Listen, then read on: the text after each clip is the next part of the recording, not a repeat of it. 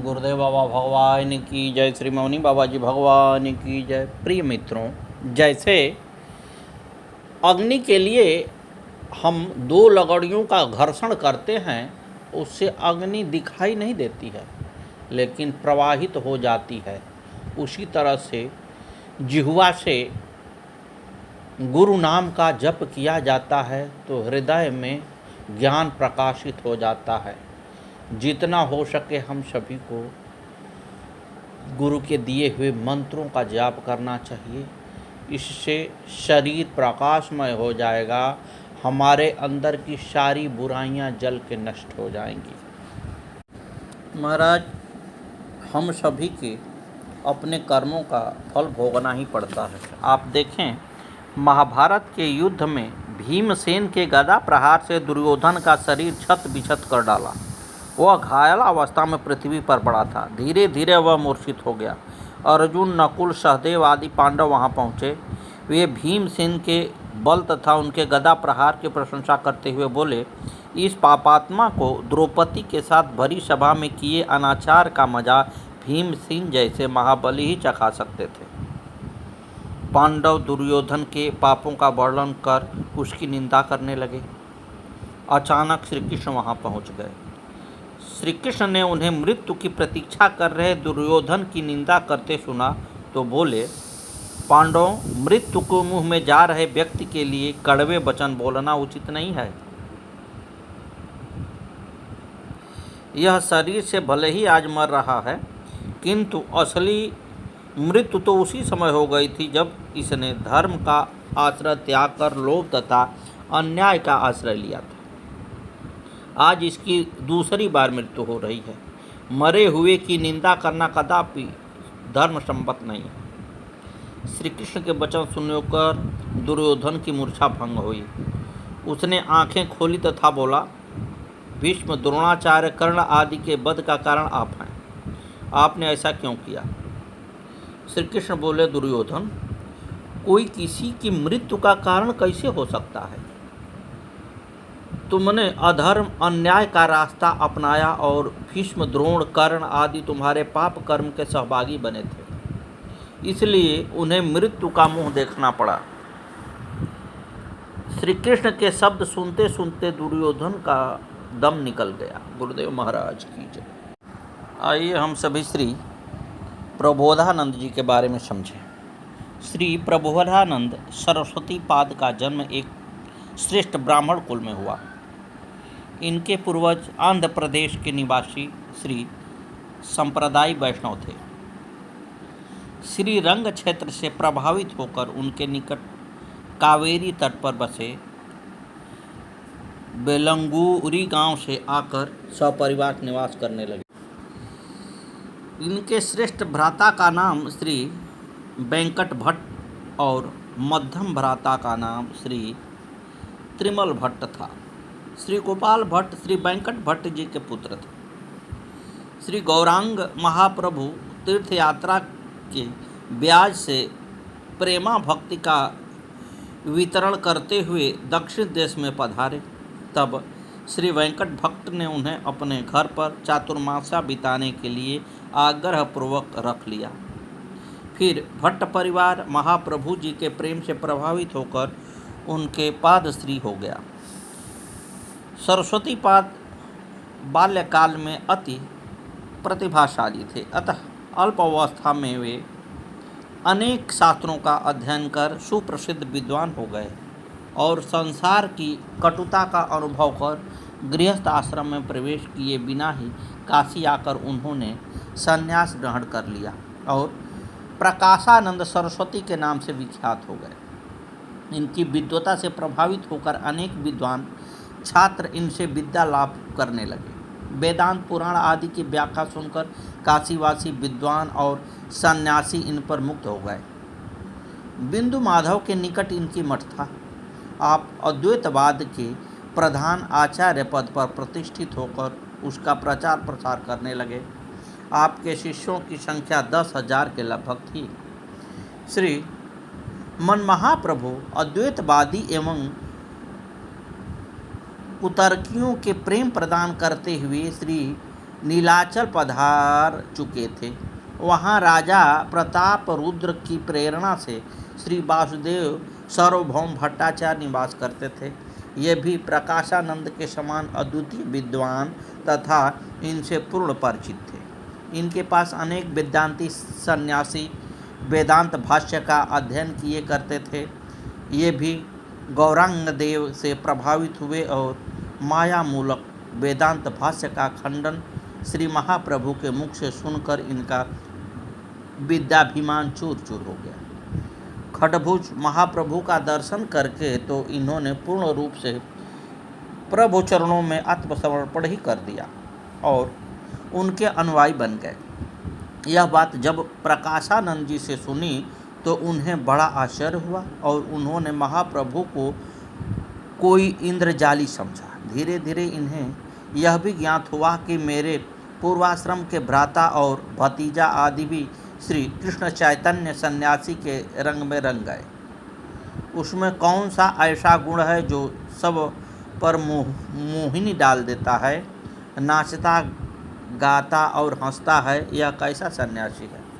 इनका मन रीझ उठा और तब ये अद्वैत मत के समर्थन के साथ साथ भक्ति के अनुष्ठानों की निंदा करने लगे कि भक्ति को भावुकों या स्त्रियों का धर्म है। दुर्बल चित्त अज्ञानियों ने उसकी कल्पना की है। ज्ञानी या पुरुष होकर नाचना गाना लज्जाजनक है, इससे तो मर जाना अच्छा है। यद्यपि प्रकाशानंद जी विद्वान थे, त्याग बैरागी पराकाष्ठ पर पहुँच हुए थे, बहुत से सन्यासियों के गुरुपद पर प्रतिष्ठित थे, किंतु मान अपमान ईर्ष्या द्वेष आदि त्यागी विद्वान के भी समाप्त नहीं होते हैं। केवल अहं ब्रह्मास्मि या सो अहं की रट लगाकर कोई माया से छुटकारा नहीं पा सकता है। जब तक प्रभु शरणागत न हो, प्रकाशानंद जी सोचते थे कि यदि मेरे सामने एक बार आ जाए, मेरी वेदांत व्याख्या सुन ले तो निश्चित ही उसका नाचना गाना छूट जाएगा। ये अपनी भावनाओं का संवरण न कर सके और गौरांग देव पर अपना प्रभाव जमाने के लिए उन्होंने एक पत्र में निम्नलिखित श्लोक लिखकर एक यात्री के साथ नीलांचल प्रभु के पास भेज दिया। अर्थात क्या लिखे हैं, यास्त्रात्रे मरिकर्णिकामकसरं वधार्दिकां दीर्घिकां रत्नं तारकं मक्षरः तनुभृतेः शंभु स्वयं यक्षति तस्मिन् भूतधामानि स्मरणीयपुनिर्वाण मार्गे स्थिते मूढ़ो अन्यत्र मरीचिकाशु पशुवद प्रत्याशयां धावति। अर्थात जहाँ मणिकर्णिका नामक निर्मल सरोवर है और श्री गंगा सरीखी पवित्र नदी है तथा जिस स्थान पर स्वयं श्री शंकर जी सभी प्राणियों को तारक मंत्र रत्न प्रदान करते हैं, कामदेव के रिपु श्री शिव जी के ऐसे अद्भुत धाम को जो मोक्ष मार्ग में स्थित है, उसे छोड़कर अन्यत्र अज्ञानी पशुवत मूर्ख मनुष्य ही सुख की आशा से मृगमारीचिका में दौड़ता है। तात्पर्य यह है कि काशी में आकर रहने से मोक्ष मिलेगा और अन्यत्र रहने से भवसागर में डूबना पड़ेगा। श्री महाप्रभु ने बड़े आदर के साथ पत्र को लिख लिया, पर श्लोक पढ़कर प्रसन्नता नहीं हुई। पत्र प्रेषक के सम्मानार्थ श्री गौरांग देव ने उसी यात्री के हाथ उत्तर स्वरूप निम्नलिखित श्लोक लिखकर भेज दिया। सद्गुरुदेव भगवान की जय। श्री सीता धर्माभ्यो मणिकर्णिकां भगवतं पादाम्बुजं भागीरथी काशीनां पतिर्धर्मश्चं भजते श्री विश्वनाथं स्वयं। एतस्तैव हि नाम शम्भुनगरे निस्तारकं तारकः तस्मात् कृष्णपदाम्बुजं भज सखे श्रीपादनिवारणदम्। हे सखे, मणिकर्णिका का जल भगवान के श्री अंग का स्वेद है और श्री गंगा जी उन्हीं के श्री चरणों का जल चरणामृत है। इसी से काशीपति विश्वनाथ उसे अपने मस्तक पर धारण करते हैं और वे स्वयं भगवान का अर्धांग हैं और उनका भजन करते हैं। इन्हीं भगवान के नाम मात्र को प्रदान कर शंकर जी काशी में सभी प्राणियों को मोक्ष प्रदान करते हैं। इसलिए हे श्रीपाद, मोक्षदायक श्री कृष्ण के चरण कमलों का भजन कीजिए। श्री प्रकाशानंद जी इसका कुछ भी खंडनात्मक उत्तर तो नहीं दे सके। तब महाप्रभु के प्रसाद ग्रहण पर आपत्ति उठाकर उन्होंने पुनः एक श्लोक लिखकर भेजा। क्या लिखते हैं? विश्वामित्र पराशर प्रभृतयोः वाताम्बुज पर्णासनाः तस्य अपि स्त्रीमुखपङ्कजं सुललितं दुष्टैव मोहं गताः शाल्यानं सकृतं पयोधियुतं ये भुजते मानवान् अस्तेषामिन्द्रियनिग्रहो यदि भवेत् विध्वस्तरेत सागरम्। विश्वामित्र, पराशर आदि मुनिगण जो केवल वायु, जल एवं पत्ते खाने वाले थे, वे भी स्त्री के मनोहर मुख कमलों को देखकर मोहित हो गए। तब जो लोग घी, दूध और दही से युक्त चावल का नित्य प्रति भोजन करते हैं, वे यदि अपनी इंद्रियों पर निग्रह कर लें तो समझो कि विंध्याचल पहाड़ समुद्र पर तैर गया। अर्थात उक्त प्रकार का भोजन करने वाले आप अतीन्द्रिय नहीं हो सकते। अतः निश्चित ही है कि विषयी हैं सन्यासी ने।